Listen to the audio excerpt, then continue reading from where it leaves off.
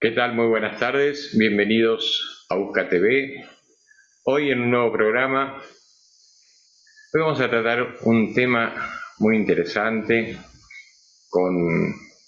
Hemos invitado a una persona muy interesante también, pero antes les digo que me acompaña, como siempre, nuestro vicepresidente de Busca, el señor Gerardo Andrián.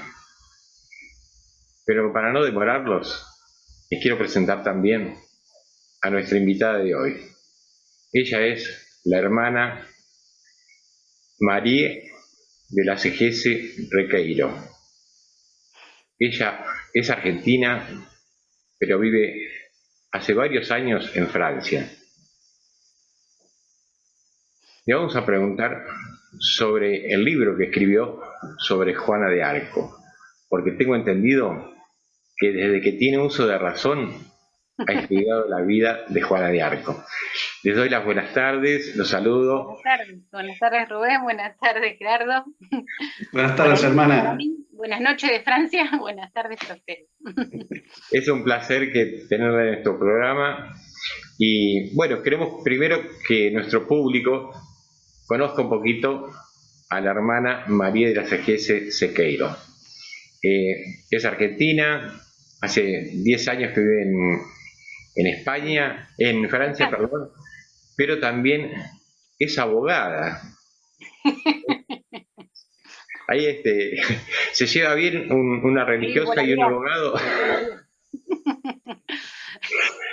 Dicen que los abogados cuando se reciben pierden el alma, así que bueno, Claro, así tuve que hacer. La perdí el alma, entonces tuve que entrar al convento para recuperarla.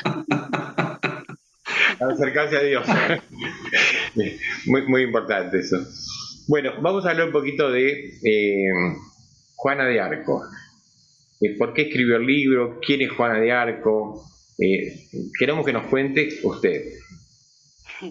No, bueno, desde, como decía Gerardo, desde que yo lo cuento un poco en el prólogo, la relación personal con la doncella de Orleans. Desde chiquita, mi mamá somos una familia de 3 hermanos, pero mis dos papás eran profesores de letras y optaron por no tener televisión en la casa, lo cual ya nos implicaba como marcianos. Entonces tenían que suplantar al aparato Claro, con, con bellas historias, con cuentos, haciéndonos tocar música, bueno, con muchas, para no darnos cuenta que nos faltaba eso y para reemplazarlo con cosas mejores. Y una de las cosas más lindas que recuerdo de chica es mi mamá contándome historias de santos, de héroes, eh, antes de dormirme. Como son los niños que también siempre les gusta repetir lo mismo y de nuevo. Y una de las historias que más me gustaba era la de Santa Juana de Arco, que mamá me contaba con mucha sencillez, nada no con una erudición, sino como una abuelita, como una mamá se lo puede contar a bien. una niña. Eh, Así que bueno, mi mamá tenía también una fuerte atracción por Francia, así que me contaba de varias cosas de la historia de Francia, el Sagrado Corazón, de las apariciones de la Virgen. Francia es el país que más apariciones marianas tiene, aprobadas. Eh, Así que bueno, crecí con un amor por España y por Francia, por las dos naciones como dos pulmones, y por la misión que han tenido estas dos naciones, grandes naciones de la cristiandad. Eh, y cuando tuve 15, 16 años, que estaba en el colegio, tuve la gracia con mi mamá y con mi hermano, que ahora es sacerdote, de poder viajar por España, Francia e Italia, pero en Francia hacer una parte del itinerario de Juana de Arco. Así que todo ese cuento, toda esa realidad, todo ese cuento se me hizo realidad, ¿no? eh, Tras los pasos de Juana de Arco, que hay muchísimas cosas, mucho más de las que nos podemos imaginar de esta pequeña niña, porque es una de las mujeres medievales más documentadas del medioevo, de la cristiandad, no me gusta decir medieval, sino de la cristiandad. Así que hay muchísimos trazos, muchísimos pasos y huellas que nos han dejado a lo largo de la historia, de su pequeña historia, de su breve historia, podríamos decir, de su flash, porque son 3 años nada más de vida pública, como decimos.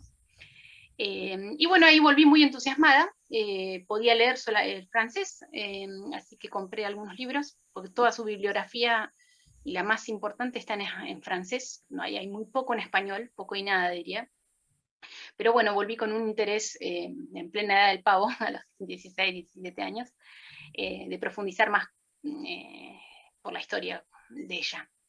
Y bueno, realmente en francés hay muchísimas cosas, hay de todo, porque Juana de Arco da para todo, desde las feministas hasta los monárquicos, da para todo el mundo, puede llevar agua para su molino, y si la interpreta mal o toma una parte de su historia o un aspecto sin ver el conjunto. Así que bueno, es una santa que ha dado para muchas leyendas negras. Y bueno, un poco yo empecé a estudiar Derecho también, seguí leyendo, pude viajar de vuelta a hacer otra parte del itinerario y a profundizar más la historia de Francia también.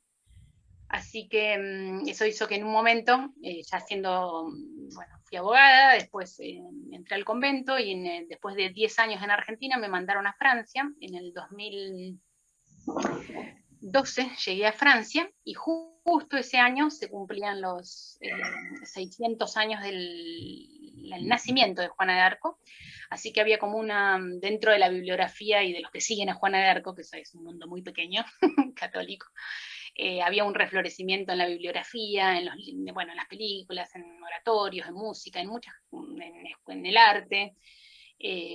Fue una excusa para recordarla de vuelta. Así que ahí me compré otros libros y ahí, bueno, un amigo sacerdote me intimó, dice, bueno, sabes un montón de cosas de Juana de Arco, te vas a morir y nadie va a saber nada en español, así que tenés que escribir algo en español para dejarnos lo que estás estudiando. Así que ahí me decidí, había dado pequeñas charlitas en el convento para jóvenes, pero no había escrito nada.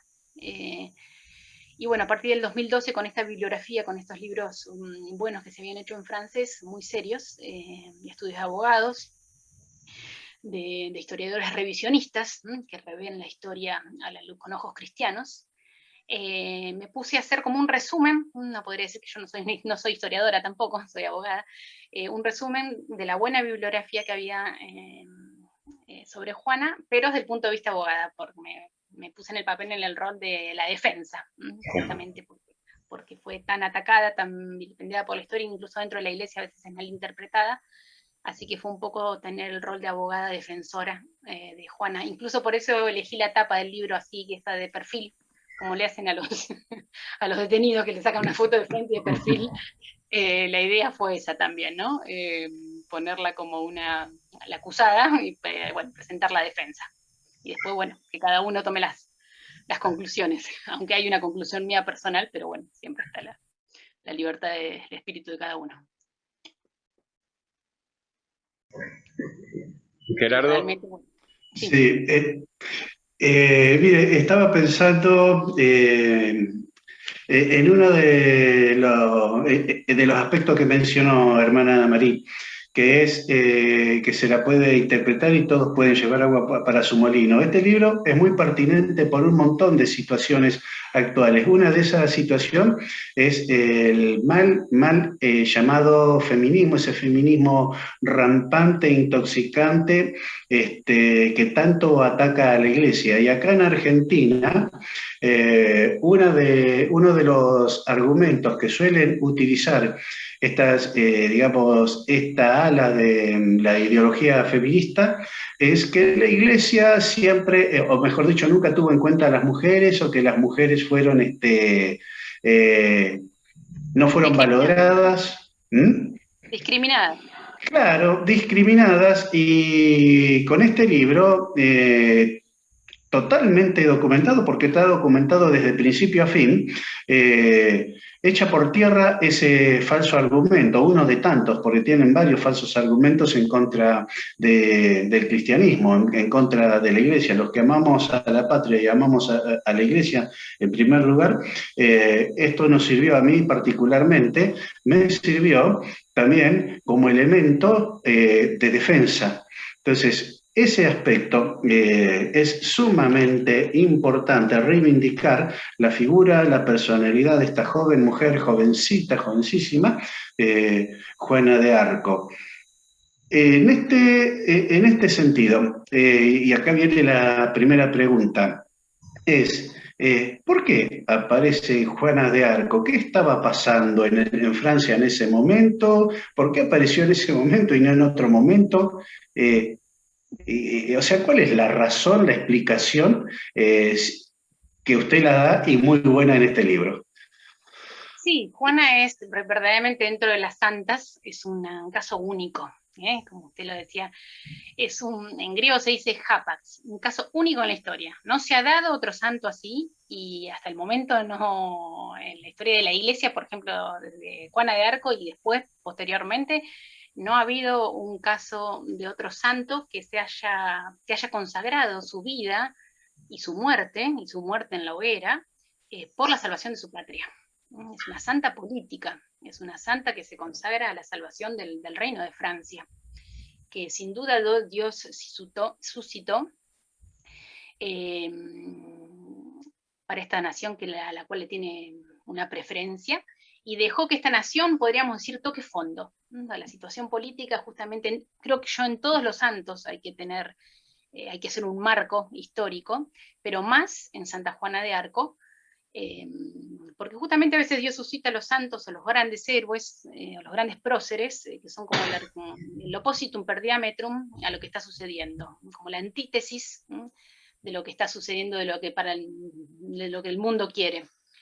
Y bueno, por eso empiezo el libro un poco también dando un marco general de la situación de Europa, de la situación de la Iglesia y de la situación de Francia en particular, porque si no, no se puede entender la misión política que ella tiene como salvadora de la patria y como mártir incluso, aunque la Iglesia todavía no le ha dado ese título, ese justo título que le falta, el de mártir. Pero, y es más, como la historia es maestra de la vida, creo que también mutatis mutandi, cambiando lo que haya que cambiar actualmente, Francia está en la misma situación.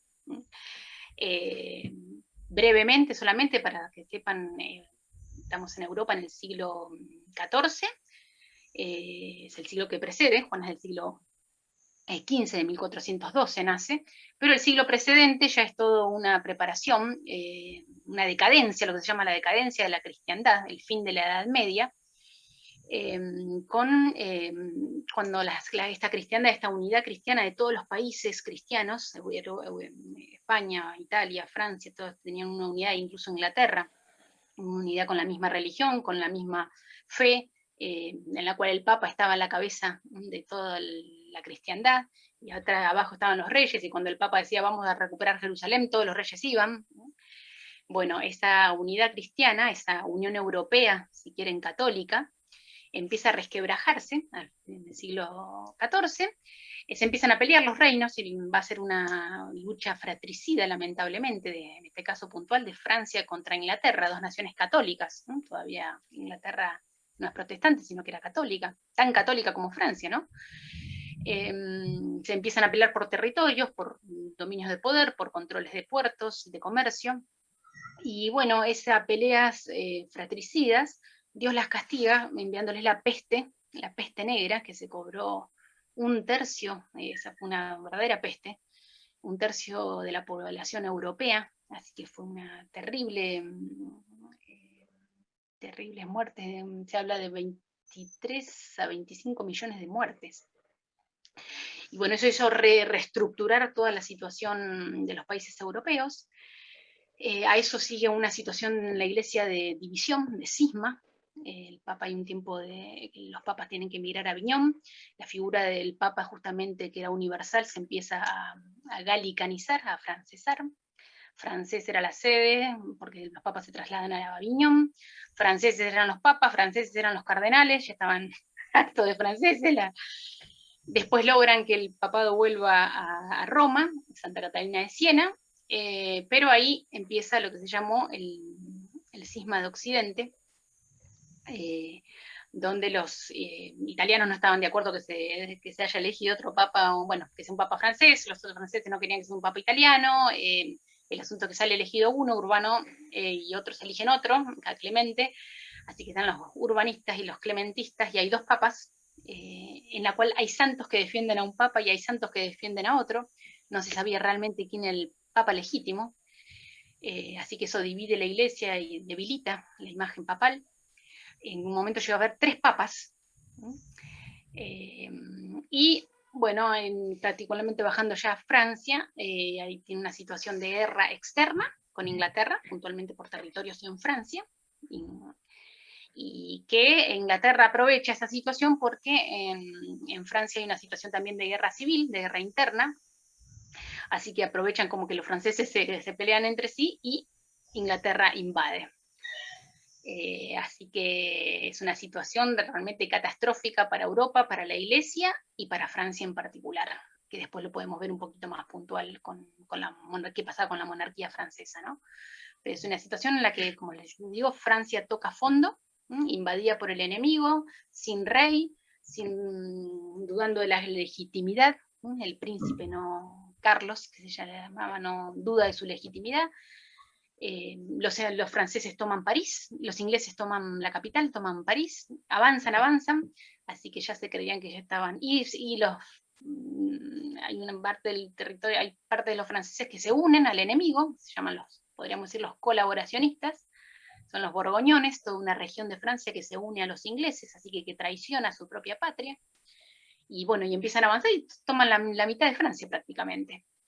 Y en ese momento Dios va a suscitar una niña que tenía 17 años en ese momento para decirle que ella tiene que sacar a los ingleses, ¿no?, de su país, puntualmente de la ciudad que ellos han tomado. Después de París toman la segunda ciudad más importante, llamada Orleans, que está al borde del río Loire, y si tomaban Orleans realmente avanzaban ya sobre todo el territorio, era el parate, la ciudad puente, podríamos decir, y bueno, Dios suscita a esta niña de 17 años, a la cual le dice que tiene que ser jefe de guerra, la va preparando, y su misión va a ser, puntualmente, levantar el sitio de Orleans, del cual los franceses ya se han rendido, después de 8 meses de sitio, como se hacía antes con las ciudades, se las sitiaba sin agua, sin alimentos, hasta que terminaban rindiéndose en medio de una hambruna terrible.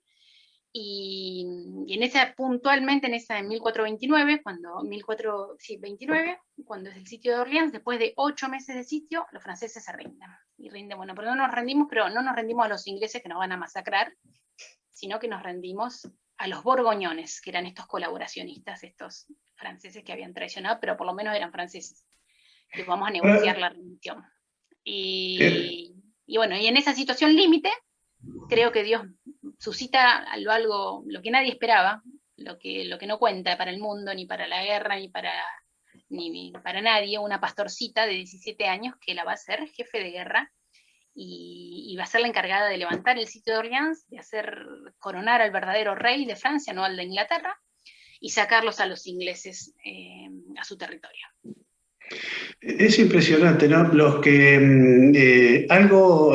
tenemos alguna idea de lo que significa un ejército o una marina de guerra, sabemos no solamente lo dificultoso, lo complicado, lo complejo que es llevar un ejército adelante. Por ahí los que no tienen, digamos, conocimiento sobre lo que es el arte militar, se les pasan algunos detalles sin darse cuenta, pero el ejército inglés, sin ninguna duda, era en ese momento, como lo fue siempre, era un ejército poderosísimo técnicamente, con muchísima experiencia, con auténticos profesionales, y también lo sería del lado francés. Los militares franceses también estarían más o menos a la altura de los ingleses. Lo que quiero decir es lo siguiente, ¿no? ¿Cómo puede ser que con tanto desarrollo tecnológico, tanta experiencia militar del lado francés, tuvo que aparecer esta niña para llevarlos a la victoria? Del punto de vista racional, esto no tiene explicación. Es imposible poder explicar que una jovencita bisoña se ponga ella a la cabeza seguramente de avesados comandantes militares. ¿Y cómo hacer para que semejantes monstruos se subordinen a una doncella, a una niña. Entonces el aspecto que un poco, por lo menos a mí como soldado, es el aspecto de soldado de Juana de Arco. ¿Cómo logró que esas fieras se subordinaran totalmente a ella? ¿Qué pasó? Bueno, eran, como usted dice, dos ejércitos muy bien formados, pero hay una batalla importante, justo antes, Juana es niña todavía, tiene 2 o 3 años, la batalla de Azincourt, en 1415, cuando justamente los ingleses desembarcan, cruzan el Canal de la Mancha, desembarcan, la primera gran victoria importante es en Azincourt, donde los arqueros ingleses destruyen prácticamente la caballería francesa y toda la caballería que era la nobleza y la aristocracia francesa. Esa batalla fue terrible, se habla justamente de esa batalla como el fin de la Edad Media, porque se rompieron todos los códigos de caballería de una batalla, porque los ingleses pasaron a degüello a los prisioneros y a los que estaban heridos, a la caballería que estaba herida después del combate, después de la victoria, se cobraron como la venganza y mataron, descabezaron, podríamos decir, a toda la dirigencia noble francesa. Así que eso prácticamente destruyó y desmoronó el ejército francés. Eso también hay que tenerlo en cuenta porque después Juana va a tener que resucitar una situación que los ingleses venían ganando con todo y venían después de Azincourt más con todo el empuje, podríamos decir. Por eso van llegando prácticamente a París, lo toman facilísimo. Y bueno, en Orleans hay un parate.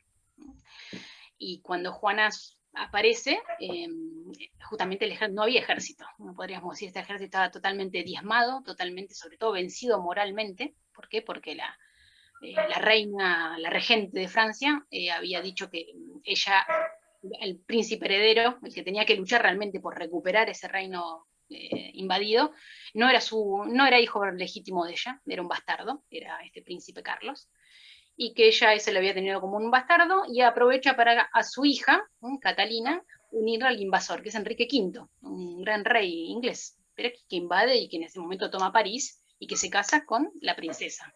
Así que es una situación terrible de traición. Pero bueno, Juana de Arco es también uno de los únicos casos de una niña que tuvo, bueno, gracias proporcionales, por supuesto, a la misión que Dios le va a pedir, puntualmente la misión terrena, si se quiere, de levantar el sitio de Orleans y coronar al rey, le va a dar gracias proporcionales para esa misión. Y en ella se habla del don de armas. El don de armas. ¿qué es eso? Como una gracia especial, como un servicio militar infuso, si ustedes quieren, hablando en términos militares, que ella tuvo desde niña, porque ella nació en una pequeña aldea que es un caserío hasta el día de hoy, en la época de Juana de Arco, Don Remy, que era zona borgoñona, zona de los traicioneros. Era un caserío de 40 casas, nada más. Juana nunca había salido de ese caserío. No había internet, no había televisión, no había nada. Sabía que estaba la guerra y que los borgoñones, sus vecinos, se habían unido al invasor, pero nada más. Así que esta niña va a ser preparada providencialmente, es una pastorcita, analfabeta, ella misma dice, no sé ni A ni B, no sabía ni escribir ni leer, solamente sabía su catecismo de memoria, porque la mamá la había preparado, Juana es la cuarta de 5 hermanos, y su mamá la prepara para la primera comunión, y deja que a los 12 años, alrededor de los 12 años, hace su primera comunión, y es una niña obediente, sumisa a sus padres, tiene una vida oculta, si quieren, como la de nuestro Señor, trabaja en el campo, ayuda a su padre en el campo y a su madre en las tareas del hogar, en la costura y en lo que se trabajaba normalmente en ese momento. En una familia humilde, no pobre, sencilla solamente, que trabajaba mucho el campo, y después de su primera comunión, ella empieza, es como la irrupción del mundo sobrenatural en ella, empieza a escuchar y a ver a San Miguel Arcángel, que se presenta como el patrono, el protector de Francia, y a 2 santas, que eran 2 santas muy conocidas en la aldea, Santa Catalina de Alejandría y Santa Margarita de Antioquía, que eran mártires del siglo III, que van a tener un martirio parecido al de ella. Estas voces la van preparando y la van instruyendo en la situación política, que ella no tenía la menor idea, nunca había visto al rey, nunca había visto, no sabía del tratado de como que la reina había traicionado, hay un montón de cosas que era totalmente niña, puede ser que su familia le haya contado algo, pero no mucho. Bueno, estas voces son 5 o 6 años de preparación espiritual, real, que ella no dice nada, secreta, porque no le dice ni a su confesor, ni al sacerdote, ni a su papá, ni a su mamá, a nadie. Ella después lo va a decir. Y estas voces las van instruyendo de la situación histórica, que yo les conté un poco rápido, le van contando lo que yo mismo, lo que yo les he contado, de cómo Francia está totalmente rendida, de rodillas frente a los ingleses, que siguen avanzando, y la van instruyendo y la van preparando para ser jefe de guerra. Las primeras palabras de San Miguel Arcángel le dicen: ha llegado el momento, cuando ya la prepara para la misión, te vestirás de hombre, serás jefe de guerra, y todo será regido por tu consejo. Ella ni sabía qué era el consejo. El consejo van a ser estas voces, estas 3 voces celestes, voces y visiones, porque ella las veía como nos ve a nosotros, las veo como los veo, le dice a los jueces, con mis propios ojos. Que primero va a ser son voces, son santos que se van a ir presentando primero más esporádicamente, después más regularmente, una vez por semana, todos los días, varias veces al día, después cada vez que ella los necesite. Y estas voces la van a ir guiando justamente en lo que fue el arte de la guerra, en la estrategia, en todo lo que es la preparación y en todo lo que fue el sitio de Orleans, que fue un éxito nunca visto. Y bueno, podrán negar la situación, podrán decir muchas cosas de Juana, pero el asunto es que antes que aparezca Juana de Arco, el mapa está tomado por todos los ingleses hasta la mitad de Francia, y después que desaparece Juana de Arco, el mapa ha vuelto casi a la normalidad. Así que hay un hecho real. Ella llegó a ser comandante de una guerra, llegó a tener 10.000 hombres a su cargo, entre 10.000 y 12.000 hombres a su cargo. ¿Cómo la tomó, digamos, esas tropas, esos soldados? Cuando ven a su comandante, yo no quiero imaginarme, ¿no? Conocer al comandante y se aparece una niña que no debería ser muy corpulenta, me imagino, una cara angelical, y que diga, bueno, este es su comandante. ¿Qué reacción tuvieron los hombres? Bueno, hay una preparación también, si bien se la impusieron, primero ella lo convence, primero va a la cabeza política, acaba de convencer al delfín. El delfín es el príncipe heredero, en este caso Carlos. Su papá estaba muerto, así que él era el único hijo, tenía el derecho, con la ley sálica en Francia, es el derecho a la primogenitura del primer varón. Él tenía el derecho como legítimo heredero a la corona. Eso se le dice al delfín, antes de ser rey. El título de delfín. Pero él estaba vencido porque justamente su madre misma había renegado de su legitimidad, diciendo que no lo había tenido con el rey estaba muerto, así que no lo podía desmentir, que no lo había tenido con el rey. Así que él mismo no estaba convencido de su legitimidad, no quería ni pelear. Así que cuando Juana, después de salir de su aldea, lo busca en uno de los castillos que estaba preparándose para huir, porque él ya estaba a punto de abandonar el territorio y pasarse a Francia, pasarse a España o a Escocia. Estaba entre España, porque eran los 2 países que le habían ofrecido ayuda. En ese momento se encuentra con la doncella, con esta niña, de la cual ya había muchas profecías, y eso es algo que no es muy conocido, pero que se tiene que tener en cuenta justamente para la credibilidad de ella, y de los soldados, y de los comandantes, y de los generales. Era Vox Populi, podemos decir, sobre todo en la región de Alsacia y de Lorena, de donde ella venía, del límite con Alemania, que Francia iba a ser perdida por una mujer y rescatada por una virgen. La mujer es la reina, que acaba de firmar el acuerdo con los ingleses, y la virgencita es ella, que las voces mismas le empiezan a decir, no Juana, sino Pucelle. Pucelle significa virgencita, doncella virgen. Ellas podemos decir que le dan a ese apodo, y recibir ese nuevo nombre se recibe una misión, porque ella va a conservar la virginidad en grado heroico, incluso entre los soldados, incluso cuando caiga prisionera de los ingleses. Y es el primer título que le otorgó la Iglesia, de haber conservado esa cualidad para la mujer en grado heroico hasta último momento.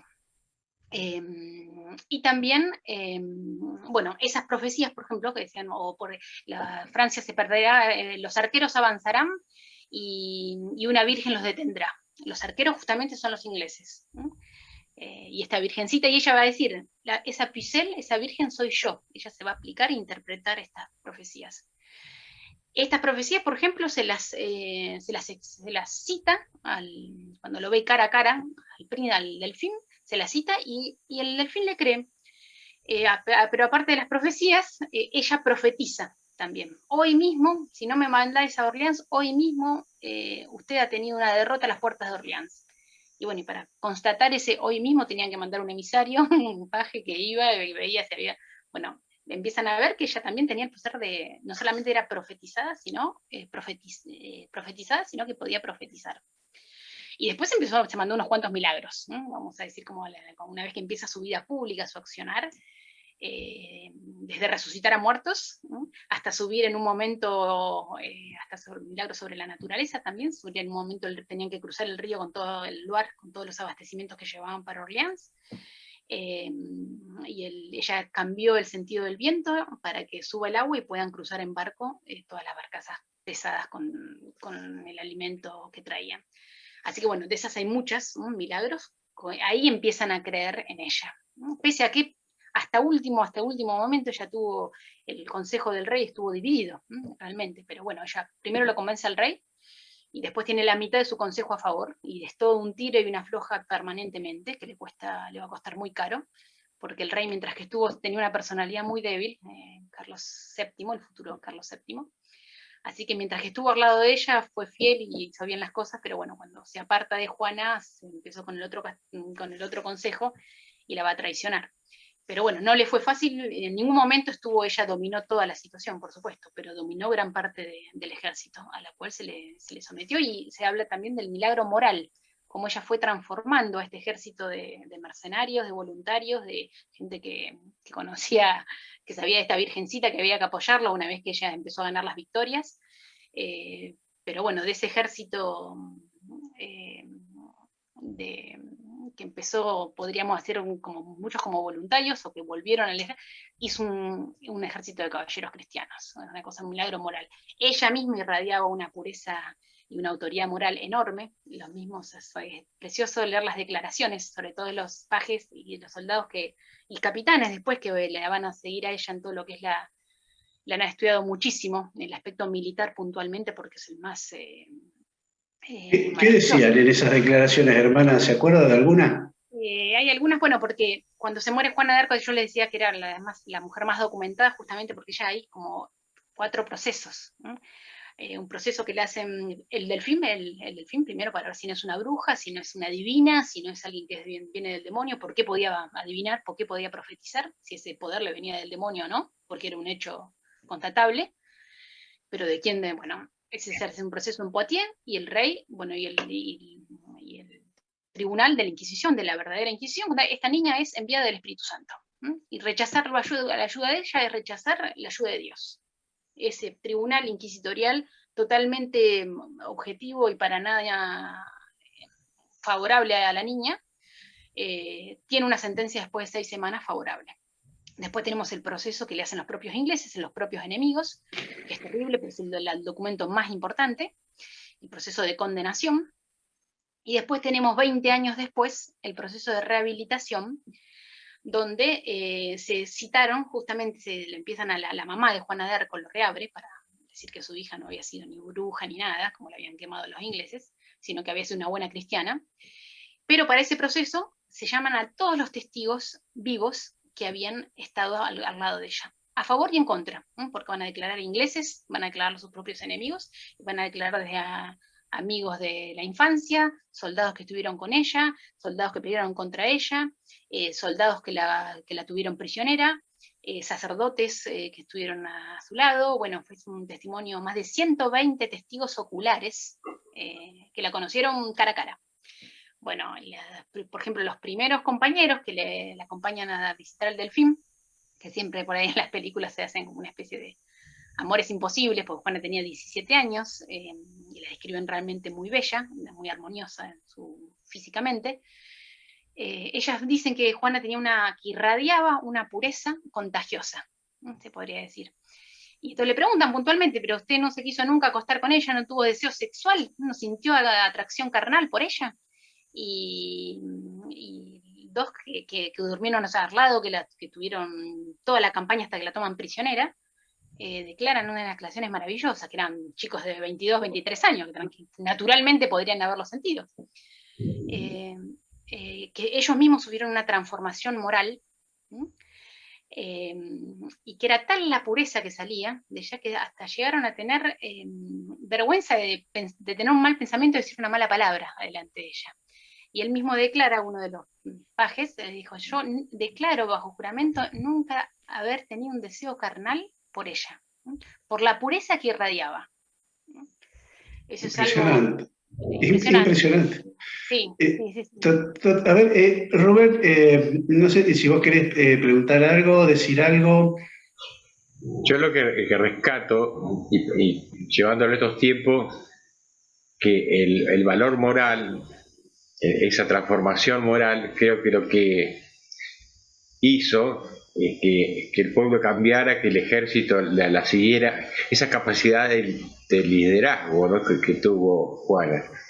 Me parece que en este tiempo nos hace falta una Juana que transforme nuestra capacidad moral, nuestros valores que hemos perdido, para ver si rescatamos a Argentina hoy, que la estamos pasando,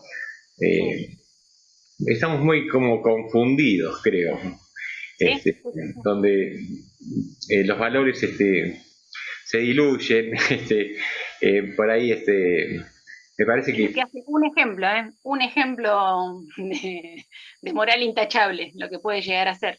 Claro, y con 17 años, ¿no? O sea, a veces y 3 años de vida pública y 19 cuando la quemaron. Así que fue realmente, y estuvo más tiempo como prisionera y en juicio que como en la acción pública. Comandando tropas. Exactamente, es algo, comandando fueron unos meses, no llegó al año.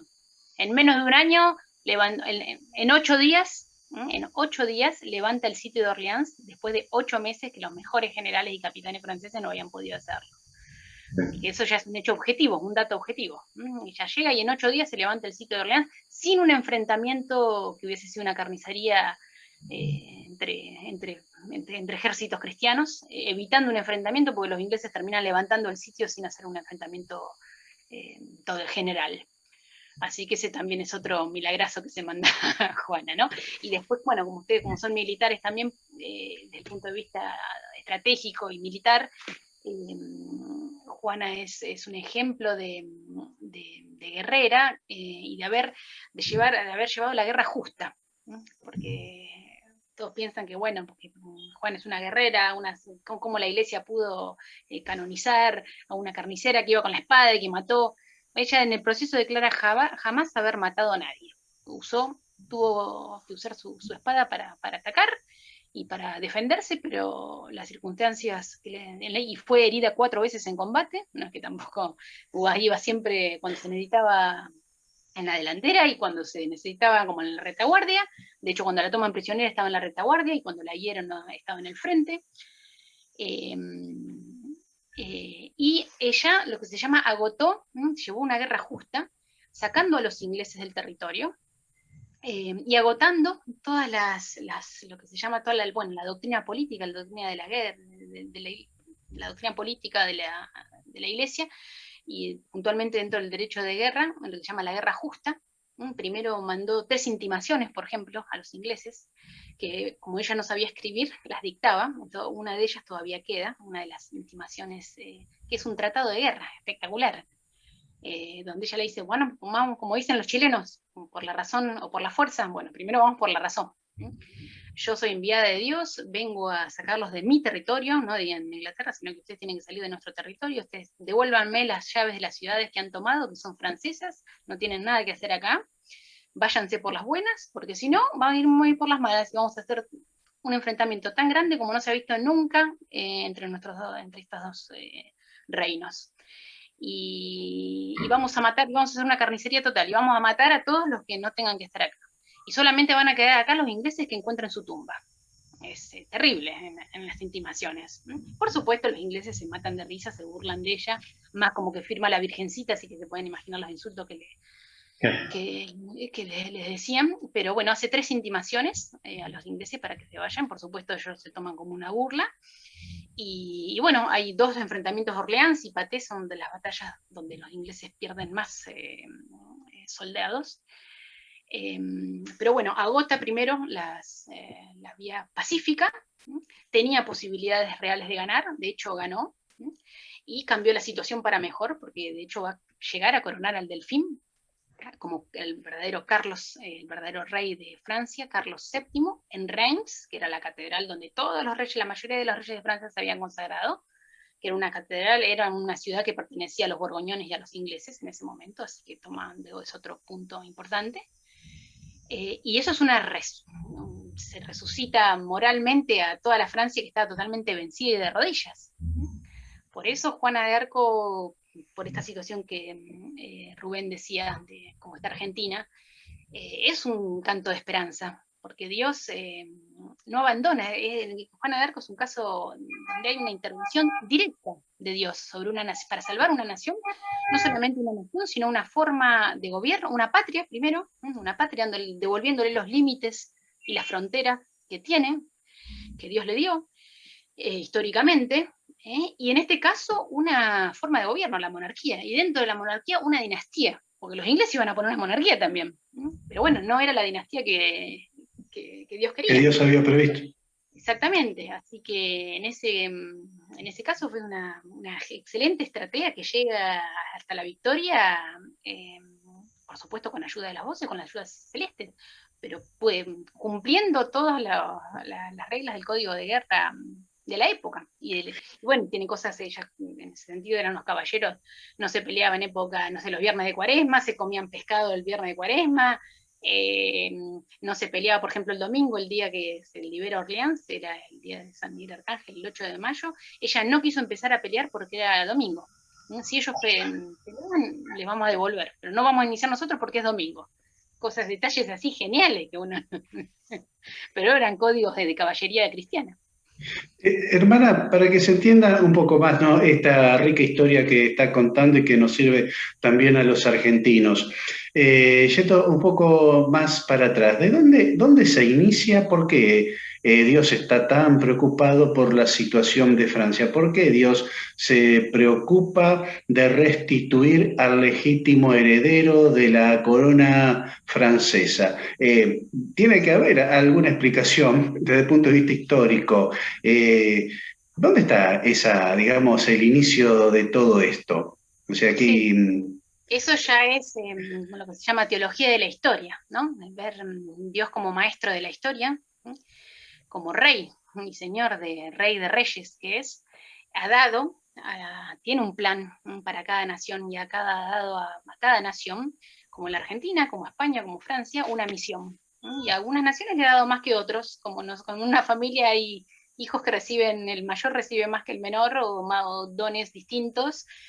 Bueno, Francia, dentro de los reinos y de las patrias cristianas, se habla por la tradición, por los papas y por la historia que tiene, se habla de como hija primogénita, la hija primogénita, la hija privilegiada, la hija bien amada de Dios.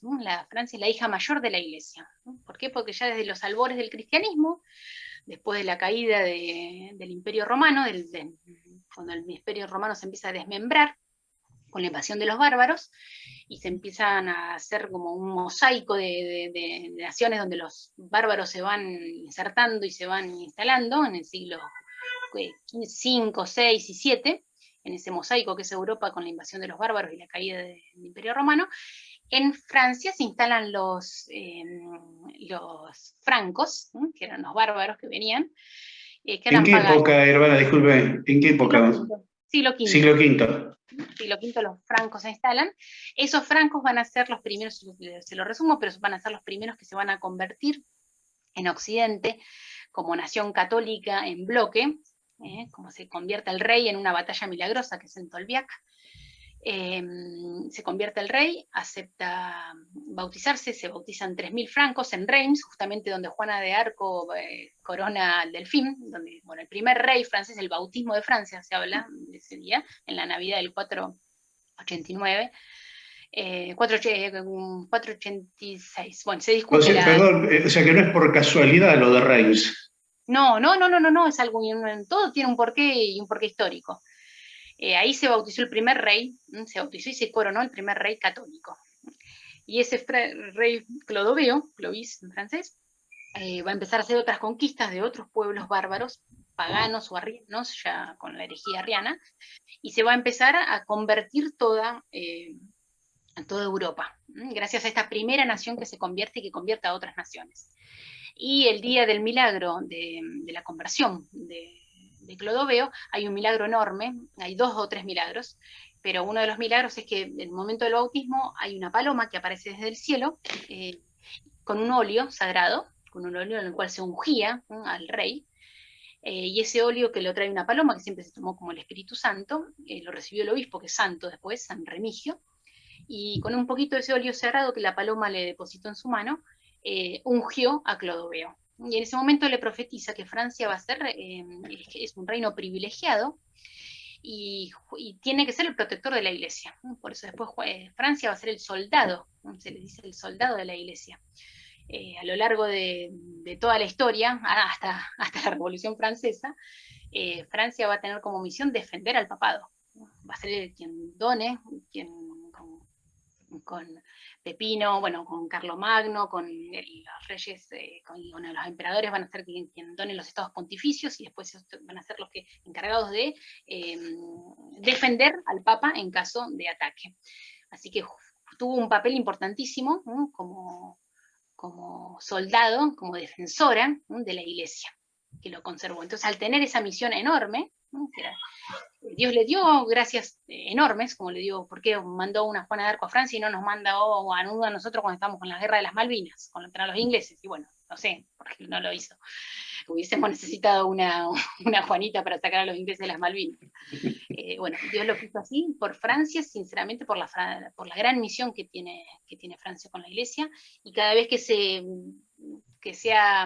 podríamos decir, descarrilado, en este caso que se estaba descarrilando esta misión, Dios bajó, metió su dedo en la arena, como dicen, y estuvo después para mostrar su omnipotencia, lo hace con una, bueno, como hizo la redención, con una virgen, con lo que nada cuenta, con una virgen humilde en que no sabía ni leer ni escribir, justamente para mostrar que eso viene de Dios. O sea, no hay ninguna explicación humana para entender el fenómeno Juana de Arco. Hermana, no se acá solamente con una explicación humana. el título, la tapa del libro, ¿no? La tapa del libro, que acá, después que nos explique un poco lo que significa esto, el escudo, y por qué acá dice Reina, Virgen y Mártir. Bueno, es un título gancho porque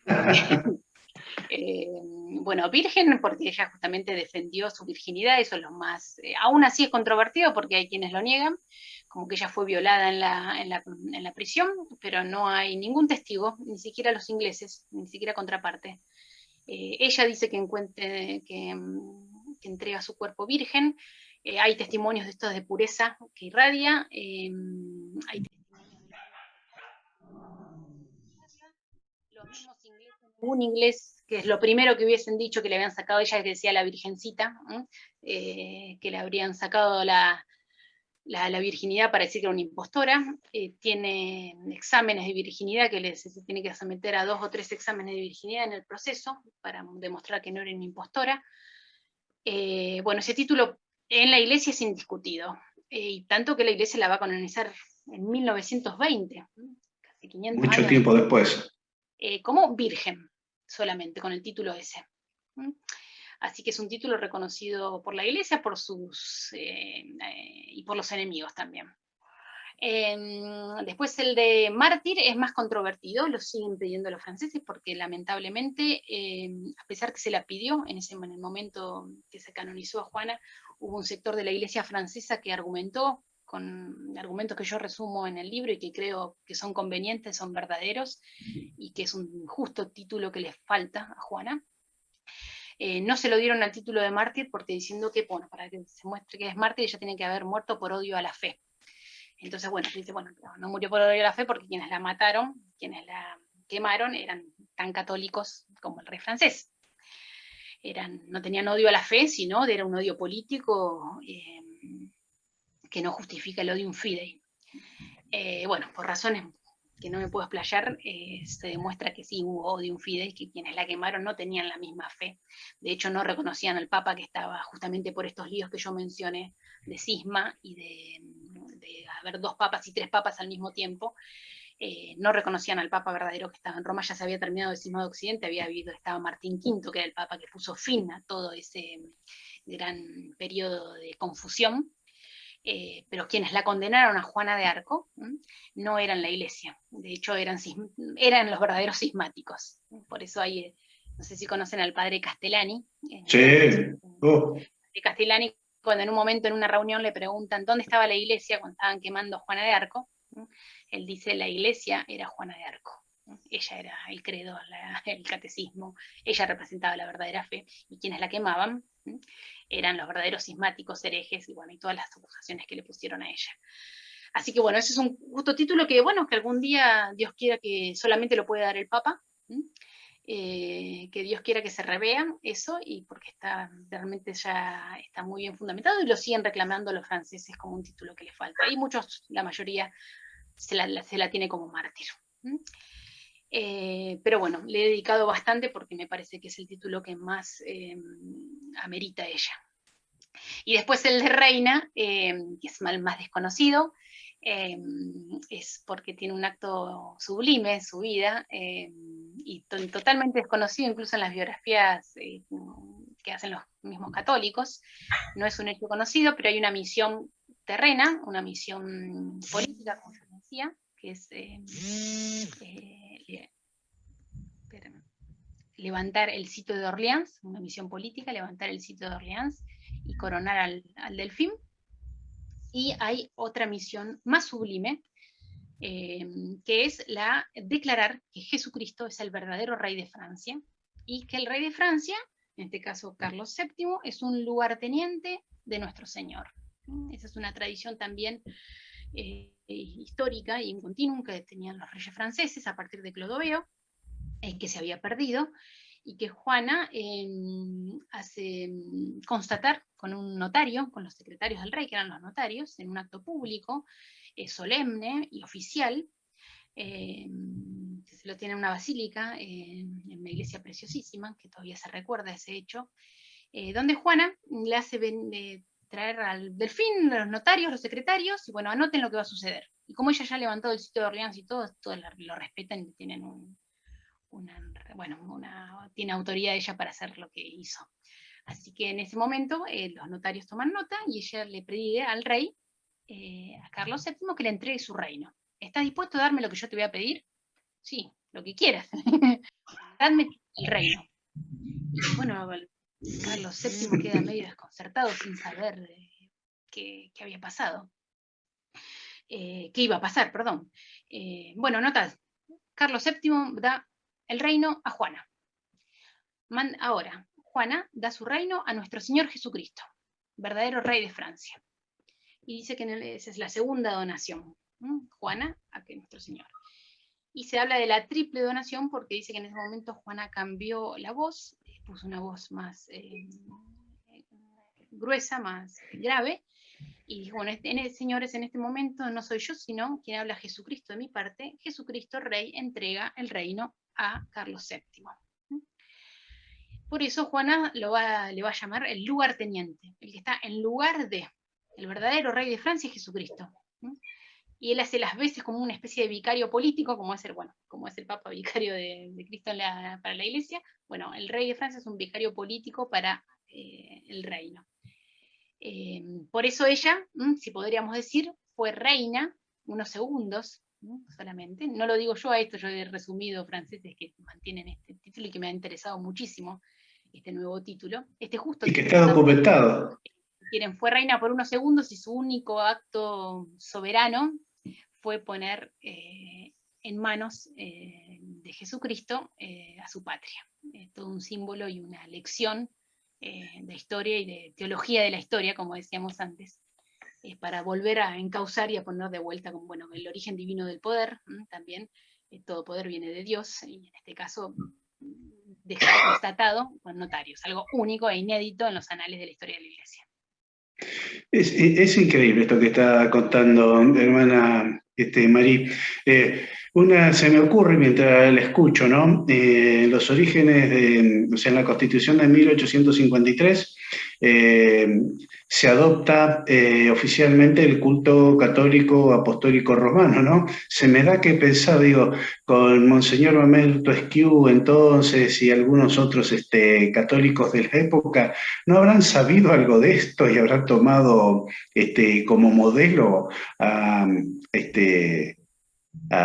Juana de Arco? O sea, porque realmente es algo que no está en las bibliografías, sobre todo Juana de Arco fue redescubierta en fines del siglo XIX, principio del siglo XX, cuando lo que pasa es que todas las que pasó, ¿por qué Juana quedó olvidada?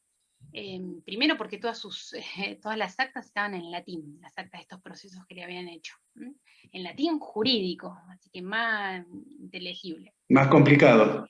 Y ella queda como, ¿se escucha bien? Porque yo lo escucho bajito sí. Ahora. Ah, perfecto. Ella queda estigmatizada, como la quemaron los ingleses, como una herética que coronó al rey por oficio con poderes demoníacos. Después la iglesia hace una rehabilitación a medias, que es muy controvertida, pero ella queda como en todo caso, una enemiga política de los ingleses, excomulgada, que reconoció, le hicieron reconocer por las fuerzas, es así, sus poderes, a ver, hablemos, tenemos que hablar, antes de eso tenemos que hablar de la condenación. A Juana la van a condenar, la van a agarrar prisionera, la van a agarrar prisionera los borgoñones, la van a traicionar a la iglesia. Ella, después que corona al rey, va a tratar de ayudar a una pequeña ciudad que estaba al sur de París, que se llamaba Compiègne, que pide ayuda, que estaba rodeada por los borgoñones. Ella va a esa ciudad y en esa ciudad es traicionada, le cierran las puertas de la ciudad que ella misma había ido a ayudar y la toman en la puerta de Compiègne, la toman prisionera los borgoñones, que la llevan de prisión en prisión y después la terminan vendiendo a los ingleses. Cuando los ingleses la toman prisionera, después de varias idas y venidas que no fueron fáciles para apoderarse de ella, normalmente en la época los códigos de guerra eran tenerla que se mataba a un prisionero de guerra o se lo canjeaba por otro importante. En el caso de Juana de Arco, la toman prisionera los ingleses y le dicen, hay que juzgarla. Lo primero que dicen los ingleses, nunca se había hecho eso. Es el primer caso de la historia moderna en la cual toman a un prisionero y ese prisionero de guerra lo van a hacer un proceso público para humillarlo. Ese prisionero de guerra van a tratar que tenga que declarar contra sí mismo y que se humillen y humillarlo de una manera pública en un proceso que ya está decidido de antemano. Así que cualquier parecido con la realidad y con la realidad de los militares argentinos es pura coincidencia. Es el modelo de proceso injusto, el primer modelo es de Jesucristo, por supuesto, pero bueno, como modelo de historia moderna, creo que el proceso de Juana de Arco, el proceso militar de Juana de Arco es una parodia de proceso, se habla de un asesinato jurídico premeditado. Es eso. Porque ya de antemano tenían que... ¿por qué no la matan enseguida? Porque necesitaban desprestigiarla a ella, porque desprestigiando a ella desprestigiaban al delfín, al rey, que había sido coronado y que ahora tenía todo, había resucitado el país políticamente. Entonces, ¿qué van a decir? Va a tener un doble fin. Esta niña es una bruja que ha coronado al rey con los artificios del demonio. Así que, reconociendo eso, reconocían que el rey caía la coronación de Carlos VII como un rey impostor que había sido coronado por los artificios de una bruja. Eso es lo que van a tratar, pese a que nunca le sacaron a Juana una palabra ni un reconocimiento de que sus poderes venían del demonio, de que ella no era de Dios, de que había escuchado al demonio, nada de eso, ni siquiera se lo sacaron. por la boca. Pero bueno, la condenaron de antemano y hicieron una parodia de proceso, si se quiere. Así que ella muere como excomulgada, habiendo reconocido que sus procesos, sus poderes eran del demonio, etc. Eso lo dejan asentado en actas posteriormente a su muerte, post-mortem, inventan unas actas, un sumario post-mortem, sus propios enemigos políticos, y Juana queda estigmatizada así que nadie se iba a preocupar, de menos de canonizar una niña así. Pero su madre sí, después de 20 años de la muerte, abre lo que se llama un proceso de rehabilitación, pide a la Iglesia como una revisión, como como a nivel de casación, cuando se revé un proceso en segunda instancia. Por lo menos no para que sea santa, sino para que reconozcan que esta niña no es herética, ni cismática, ni una bruja. Por eso se hace el proceso este que yo les decía, que se llaman a 120 testigos conocidos a favor y en contra de ella. Y queda asentado, eso a medias, porque también hacen un proceso de rehabilitación a favor del tribunal, porque el rey le da ese poder de rever el proceso a sus enemigos políticos, también a los enemigos políticos de Juana. Así que quienes toman el poder son los mismos enemigos de la condenación, podríamos decir, o hijos intelectuales y espirituales de esos. Así que la rehabilitación está muy mal hecha. Por eso Juana después quedó enterrada en el olvido, como una niña que había hecho la guerra, pero que había después reconocido que sus poderes eran demoníacos, y punto. Y después es un proceso, bueno, no es tanto, ella lo reconoció, pero bueno, lo reconoció bajo presión y era menor, y bueno, es inimputable, aunque lo haya reconocido. Entonces quedó a medias con una cosa manchada, con lo que se llamó la abjuración, que es falso totalmente. Que lo demuestro, yo le dedico mucho en el libro porque es realmente una calumnia y una leyenda negra que se le ha creado. Y estuvo 500 años enterrado, podríamos decir. Y a finales del siglo XIX, un historiador ateo, anticristiano, cae, pero muy estudioso, Julio Quicherat, se propone traducir las actas del proceso de condenación, el que le habían hecho los ingleses, del latín al francés, y traducir todas las actas del proceso de rehabilitación, el que le había hecho la Iglesia, con los testigos oculares, del latín al francés. Y ahí se redescubre un poco la imagen y la figura, y se empieza a tomar proporción en fines del siglo 1890, 1880, 1890, y eso va a dar muchísimo empuje a que la Iglesia tome la iniciativa, en este caso el obispo de Orleans, de decir que Juana no solamente es una heroína, no solamente es una heroína patriótica, sino que es una santa. Juana es nuestra, dice, tenemos que, aparte de ser una heroína, es una santa. Aparte de ser una heroína patriótica, es una santa católica y es un modelo. Se pueden imaginar cuando el que lleva la causa, el obispo de Orleans, pobre, tiene que ir a Roma a llevar todo el dossier, y quiere ponerla como santa, es poner un modelo para todos los católicos. La Iglesia pone a los santos como modelos. Al santo que ya está en el cielo no le hace nada, justamente es un modelo para los que estamos en la tierra. Y entonces le dicen al obispo de Orleans, pero usted quiere poner como modelo de todos los católicos a una niña que se vestía de varón, que hizo la guerra y que la Iglesia condenó como herética, cismática. No, dice, mire, usted va a tener muchos problemas. Una monjita, para canonizar una monjita está bien, una madre de familia, eso va por sí solo en Roma, pero canonizar a esto y poner de modelo a esto, usted lo va a tener que demostrar. Y realmente no fue santa súbita, fueron 50 años de proceso, solamente el proceso de canonización son 50 años desde que se inicia hasta que termina. Y el obispo lo ve, gracias a Dios, el obispo de Orleans la ve en los altares, y fue dificilísimo, así que todo esto es muy reciente, desde 1920 es la canonización, y todo eso después se tradujo al español, y hay muy poco traducido al español, así que es una santa redescubierta en el siglo XX. Impresionante, impresionante. No sé, Rubén, si querés No, yo por una cuestión de tiempo quiero agradecerle, pero antes quiero que se conozca un poco lo que estamos trabajando en USCA, que es el reconocimiento de los suboficiales a nivel nacional e internacional, nuestra actividad como suboficial, y que se nos reconozcan los derechos igual que a todos los ciudadanos. En este caso, el gran tema fundamental, como decimos, es la obra social de las Fuerzas Armadas, en la cual los suboficiales somos el 75% aproximadamente en la cantidad de aportantes y no tenemos representación para administrar la obra social, y hoy está prácticamente desfinanciada. Entonces, lo que estamos luchando es para que se nos reconozca y se nos dé el lugar en el directorio que le corresponde a los suboficiales en la administración de la obra social, que es dinero que ponemos los suboficiales, no es que lo da el Estado o sale de otra caja, no, es dinero de los aportantes,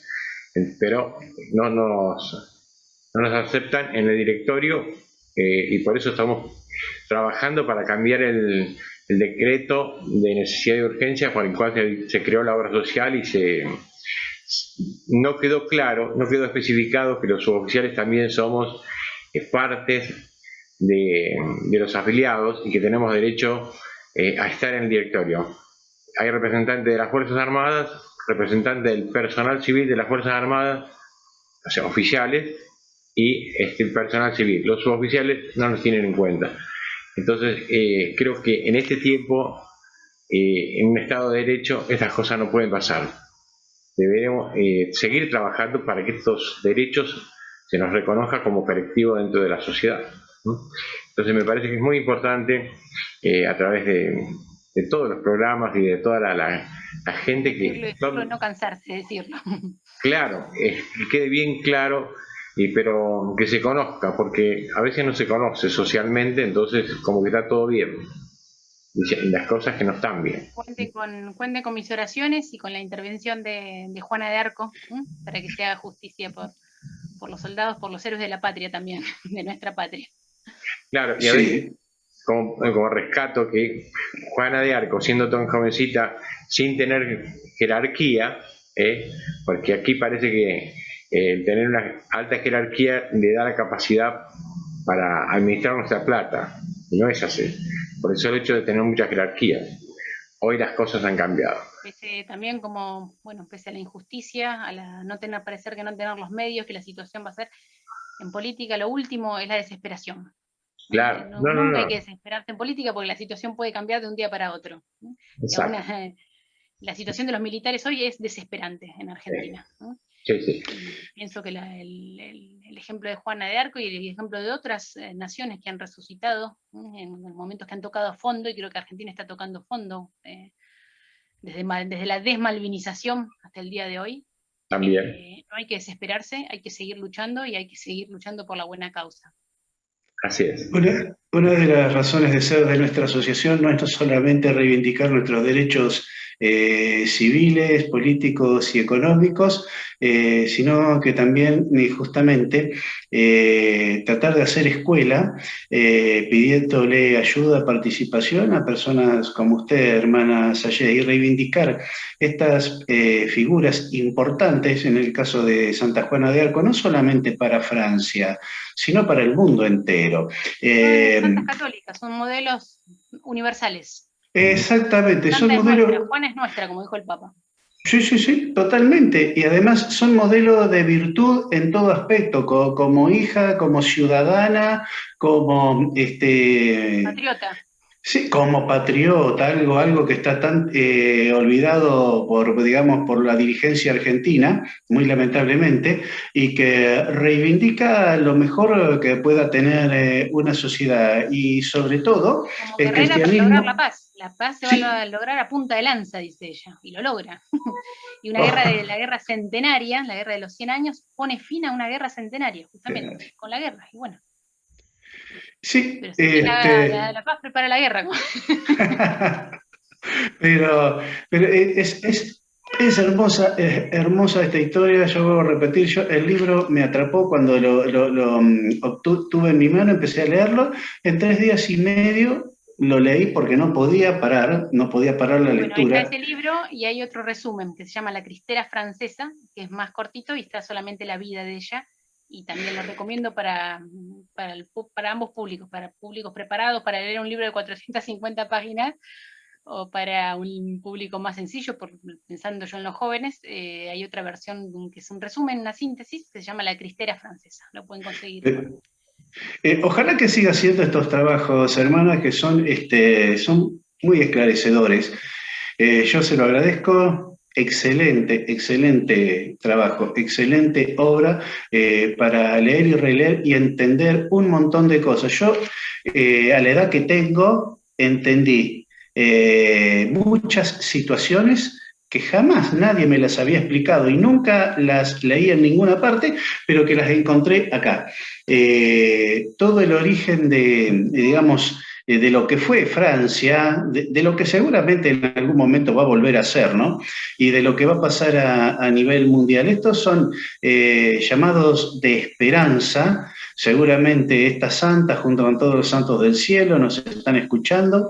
Y como dijo usted, lo último que hay que perder es la esperanza. Mientras hay vida y esperanza, y esa es nuestra, digamos, es nuestra razón de ser. Y tratar de reafirmar los valores cristianos que en el mundo trajeron la bien entendida democracia y a partir del cristianismo se revalorizó a la mujer, porque antes del cristianismo la mujer no tenía el valor que se le da a partir del cristianismo, la libertad de los pueblos, la participación de sectores de la sociedad, todo eso viene de la mano del cristianismo. Y en este sentido, Juana de Arco es un modelo. Y me acabo de acordar que una de las cosas que cuenta usted acá en su libro es, y sáqueme de la duda, hermana, el lugar donde ella nació, en la actualidad, ¿está exenta de algunos impuestos?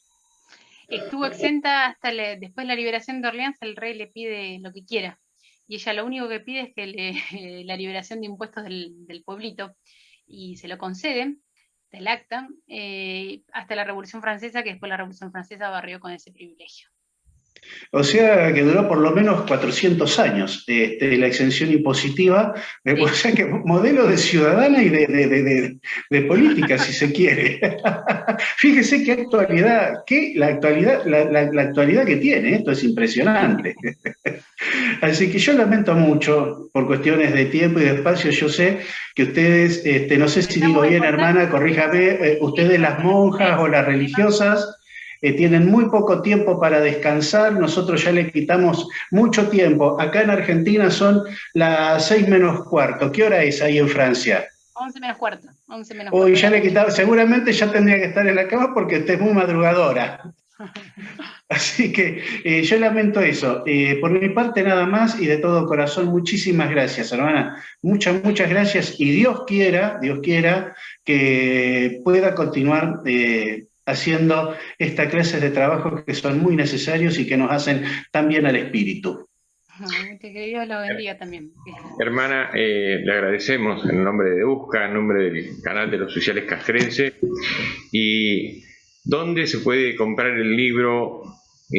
Aquí en las librerías en Argentina, ¿hay alguna librería en especial o alguna página de internet que le podamos decir?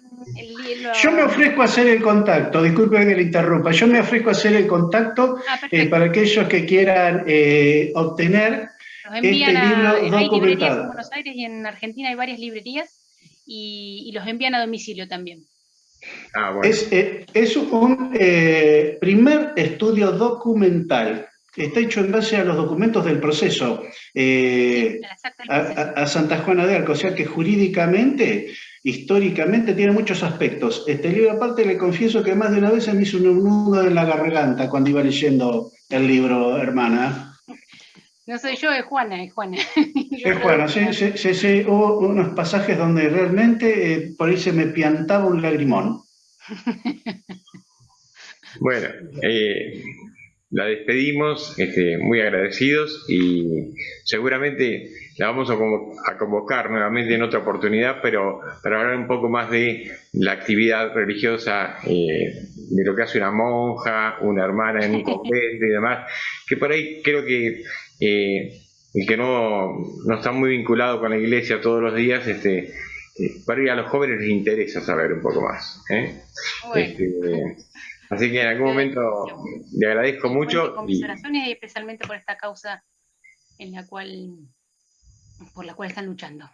Y gracias. pidiéndole a Santa Juana de Arco, una soldada.